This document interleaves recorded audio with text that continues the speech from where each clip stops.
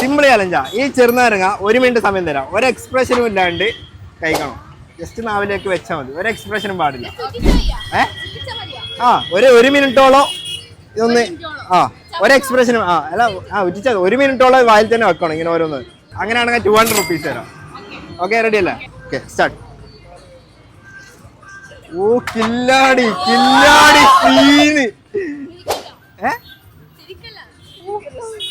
എന്റെ മോനെ സീന്. ഇതൊക്കെ എന്തല്ലേ? നീ പ്രാക്ടീസ് ചെയ്തിനാ വീട്ടിന്ന്? കഴിക്കണം നിങ്ങൾ എന്തിന്റെ കുഞ്ഞാണോ എന്താ പറയാ,